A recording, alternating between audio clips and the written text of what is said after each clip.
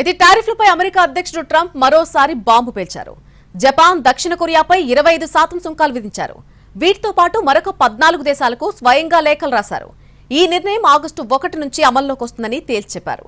ఇండోనేషియాపై 32%, south Africa, బోస్నియాపై 30%, Myanmar, లావోస్లపై 40%, సెర్చియా అలాగే బంగ్లాదేశ్లపై 35% tariff విధిస్తామని ప్రకటించారు.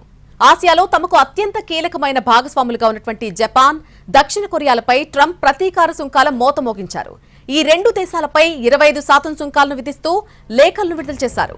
ప్రతీకార సుంకాలకు దిగితే ఆ దేశాలపై టారిఫ్లు పెరుగుతాయని లేఖల్లో ట్రంప్ వార్నింగ్ ఇచ్చారు. ఆ లేఖల స్క్రీన్ షాట్లను ట్రూత్ సోషల్లో షేర్ చేశారు. జపాన్, దక్షిణ కొరియాపై 25% టారిఫ్ నిజానికి చాలా తక్కువేనంటూ కామెంట్ చేశారు. ఇవి తుది టారిఫ్లు కావు, ఇరు దేశాల మధ్య సంబంధాలను బట్టి అంతిమంగా పెరగచ్చు లేదా తగ్గనువచ్చు అని స్పష్టం చేశారు. టారిఫ్ పెంపుపై భారత్తో పాటు పలు ఇతర దేశాలకు కూడా ట్రంప్ లేఖాస్త్రాలు సంధిస్తున్నారు. అటు బ్రిక్స్ అనుకూల దేశాలపై ట్రంప్ విషం కక్కారు.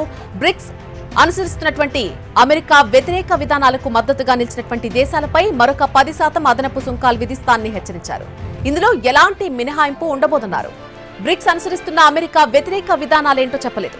ప్రపంచ దేశాలకు వాణిజ్య విధి విధానాలు అధికారికంగా లేఖల రూపంలో పంపిస్తున్నట్టుగా తెలిపారు. ఇక సుంకాల ఉపశమనానికి ఇచ్చినటువంటి గడువు బుధవారంతో ముగియనుండటంతో దానిని ఆగస్టు 1 వరకు పొడిగిస్తూ కార్యనిర్వాహక ఉత్తర్వులపై ట్రంప్ సంతకం చేశారు. ఈలోగా చర్చలకు రావాలని ఆయా దేశాలపై ఆయన ఒత్తిడి తెస్తున్నారు. ఒప్పందాలు కుదుర్చుకొని దేశాలకు లేఖలను పంపడం ప్రారంభించిన ప్రభుత్వం ఆగస్టు 1 నుంచి భారీ సుంకాలు విధించబోతున్నట్టుగా తెలుస్తోంది.